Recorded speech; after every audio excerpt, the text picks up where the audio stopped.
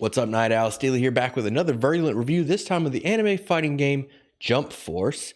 And I gotta tell you, if you're thinking about picking this one up, you may want to wait for it to go on sale. The game is fun early on, and the combat is really flashy and exciting, but things start to get repetitive after a while, and the novelty of fighting with your favorite anime hero starts to wear off. Now, I'm not saying the game is terrible, but it does fail in ways that hurt the overall experience. Let's start with the good. The controls are simple. Anyone can pick up a controller and learn how to play in a relatively short amount of time. Combos are executed by simply mashing buttons in seemingly any order. To add to the simplicity, the only mechanical difference between one fighter and the next are the special moves. Now, this could be considered a bad thing by some, as it lowers the game's skill ceiling, making it more of a casual fighting game rather than a competitive fighting game. That's not always a bad thing, as the trade-off is the accessibility, which leaves it open to a much broader audience. The great thing about such a simplistic combat system is you can choose based entirely on preference, whether it be your favorite character, your favorite manga, or your favorite TV show, depending on what's on the roster. And speaking of roster, the roster is incredible. Even the most casual anime fan can find a recognizable character to use in their team in the game's whopping 40-character roster, with 9 more on the way in upcoming DLC. Some of the more well-known titles include Dragon Ball, Naruto, One Piece, and Bleach, with several characters from each of those. If there's one thing that this game really nails, it's the feeling you get with movement and the flashy combat as you fire giant blasts across the battlefield or flash across the screen to close the gap on your knockback opponent. Now for the bad. And there's a lot. By far the most vagrant offense of this game is the fact that the story mode cutscenes are unskippable. I personally couldn't believe it.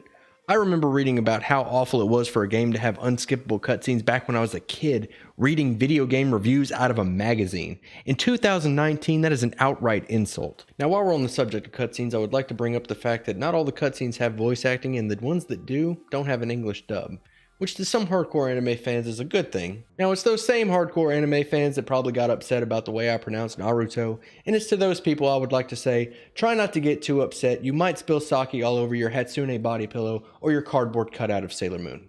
Now, I believe that a majority of the people would prefer an English dub over the cutscenes as opposed to reading subtitles, but this is not the video for that debate. Just know that the cutscenes are not in English and they are unskippable, which is the real crime being committed here. Now, I won't spend the entire video harping on the fact that the cutscenes are unskippable, and believe me, I could.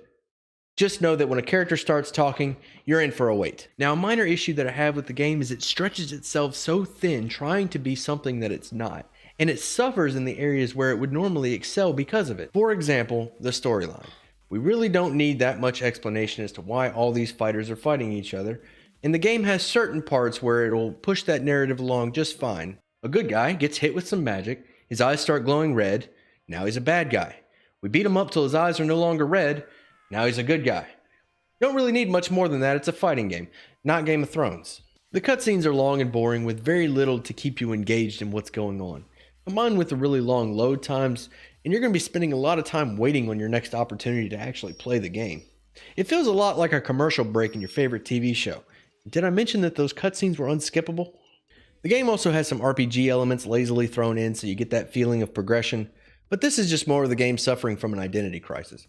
A real fighting game's progression system is you getting better at the game, getting better at the mechanics, and getting better at your character or characters. Which, as I mentioned earlier, is really difficult for a game like this because all of the characters are pretty much the same and the combos are really simple. Now, as you play through the game, you're going to level up each character in the roster individually, and you'll gain a currency which you can spend to unlock abilities from other characters. Do you want Kakashi to have Piccolo's Hellzone Grenade? Easy. Spend the coins and unlock it.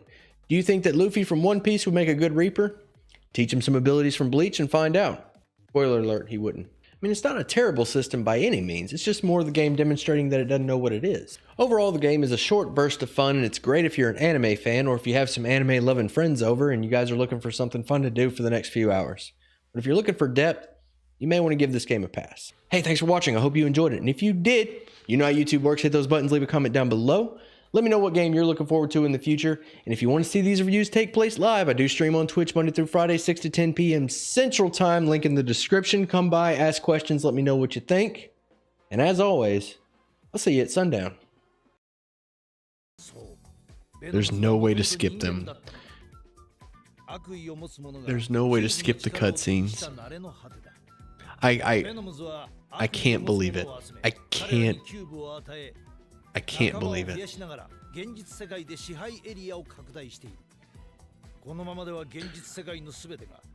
I can't believe it.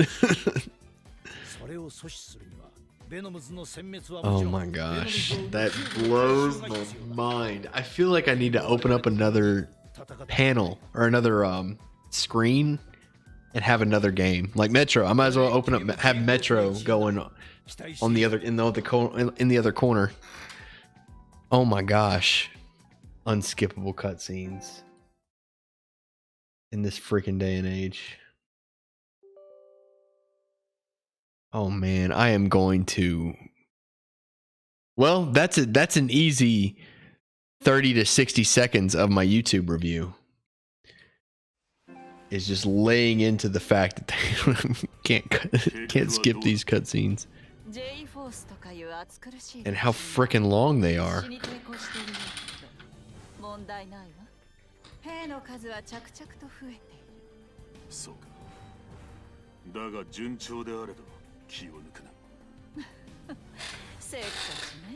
Oh man, can you believe this? Stay away, Bear. Stay away. This is what I'm here for, alright? This is what I'm here for. Do not get this freaking game. I'm about to quit. God almighty.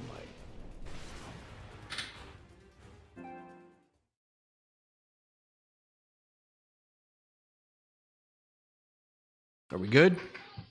Can I play the game now?